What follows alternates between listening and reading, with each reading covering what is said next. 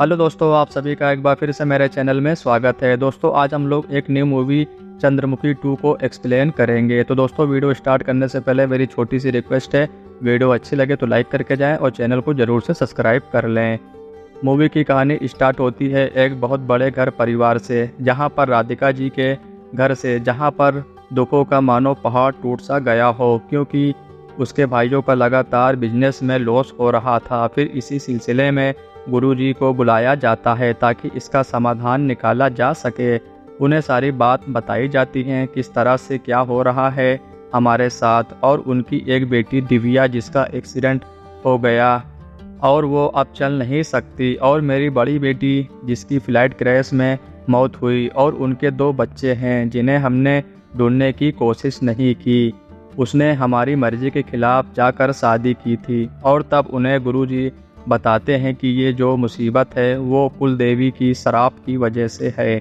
जब तक तुम लोग वहाँ जाकर पूजा पाठ नहीं कराओगे, जब तक परेशानी बनी रहेगी, क्योंकि कुल देवी की मंदिर पर तुम्हारे पूर्वज लगातार पूजा कराते थे, लेकिन तुम लोग बिल्कुल नहीं जाते वहाँ, इसलिए ये सब हो रहा है।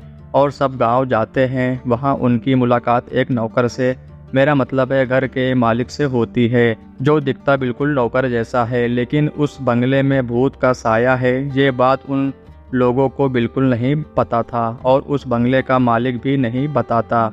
और राधिका जी अपनी बेटी के दोनों बच्चों को बुलाती है, क्योंकि उनके बिना ये पूजा पूरी नहीं होती। लेकिन उनके साथ पंडियन भी आता है, यानी कि मूवी का हीरो। तभी वो बच्चे जाकर अपनी नानी के हाथ चूमते हैं, लेकिन राधिका और उसके परिवार वाले उन बच्चों को अपने से दूर कर देते हैं और उन्हें नीचे रहने के लिए कमरा दे देते हैं। और सुबह कुल देवी की मंदिर जाने की तैयारी होती है, लेकिन वहाँ पंडियन को साथ में आने से मना कर दिया जाता है, और फिर सब मंदिर जाते हैं, लेकिन वो बच्चे नहीं जाते। लेकिन वहाँ जाने पर उन्हें एक बाबा दिखते हैं, और वो बोलते हैं वो नहीं आया, जब वो आएगा तभी जाके सब ठीक होगा, और फिर वो गायब हो जाते हैं। वहीं दूर पर एक कुटिया दिखती है, सब वहाँ जाते हैं। वहाँ उनकी मुलाकात पुजारी जी से होती है। हम यहाँ जन्माष्टमी के दिन कुलदेवी की मंदिर में पूजा कराने आए हैं,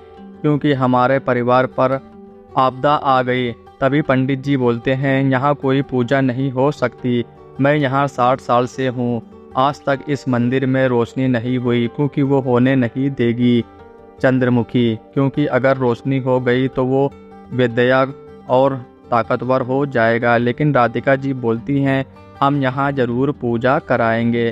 फिर एक दिन मंदिर के पेंटिंग के लिए जिसे बुलाया था वो आया, और वो बोलता है महल में कोई दक्षिण की तरफ मत जाना, नहीं तो कुछ भी हो सकता है। और फिर एक रात एक लड़की उसी कमरे की तरफ जाती है, वहाँ उसे एक अंगूठी मिलती है, और वो उसे उठाकर फूंक देती है, और फिर दिखाया जाता है चंद्रमुखी को, और फिर शुरू होता है तांडव। जो लोगों को बुलाया गया था मंदिर की साफ सफाई के लिए, उनमें से एक को तो सांप काट लेता है, वहीं दूसरे को बिजली का करंट लगते ही उसकी भी मौत हो जाती है। और फिर वहाँ वही पुजारी जी आते हैं जिन्होंने उन्हें जाने के लिए कहा था।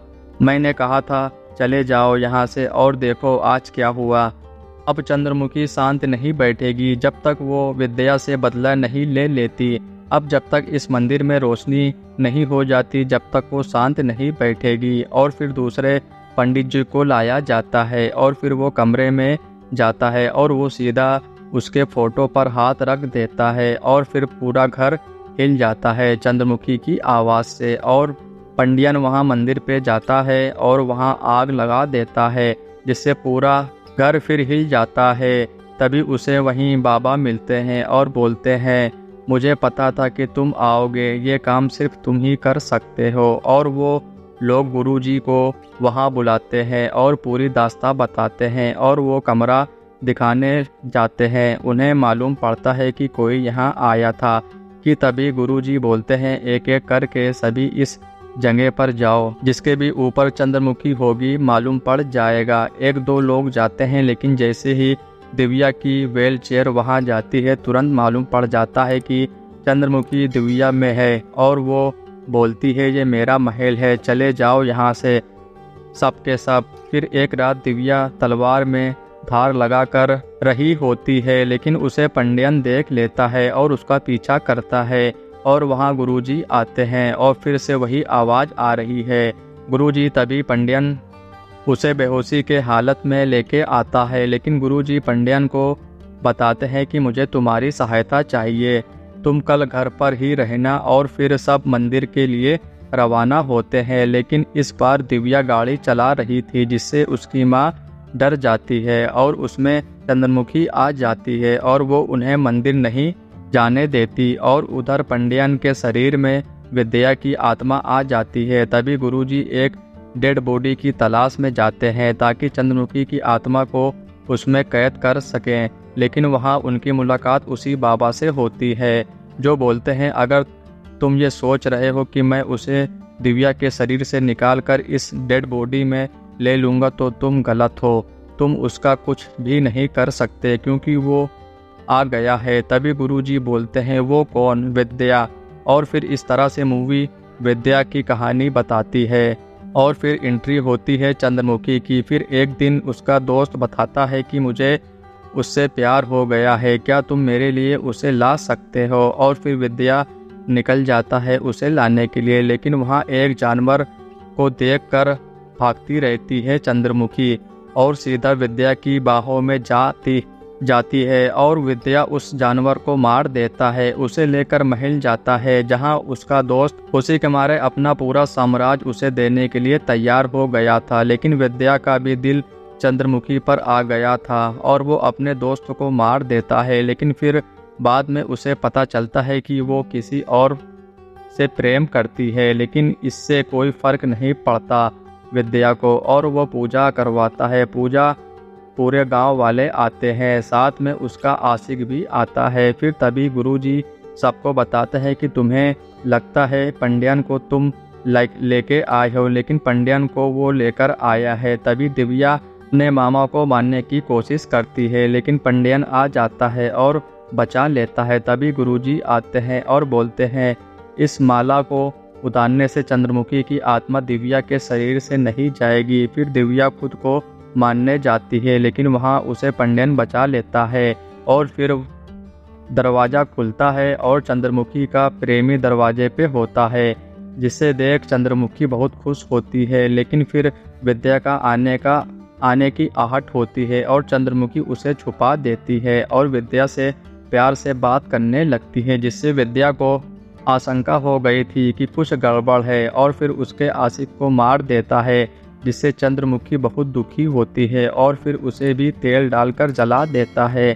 फिर पंडियन उसे बाबा के पास जाता है। वो बताते हैं कि विद्या को कोठरी में बंद कर दिया गया था, लेकिन तुमने उसे खोल दिया, जिससे वो तुम्हारे शरीर में प्रवेश कर सका। जब जन्माष्टमी के दिन पूजा होगी और फिर विद्या और चंद्रमुखी में फाइट होती है और उसी दौरान वहाँ गुरुजी ने एक घेरा बनाया था, जहाँ पर जाने के बाद विद्या की आत्मा निकल जाती है पंडियन के शरीर से और वहाँ वो बाबा आ जाते हैं और चंद्रमुखी उन्हें मार देती है और इस तरह से चंद्रमुखी का बदला पूरा हो जाता है और वो दिव्या की शरीर को छोड़ के चली जाती है। तो दोस्तों, अगर आप लोगों को वीडियो अच्छा लगा हो तो ज़रूर से लाइक करके जाएं, चैनल को ज़रूर से सब्सक्राइब कर लें।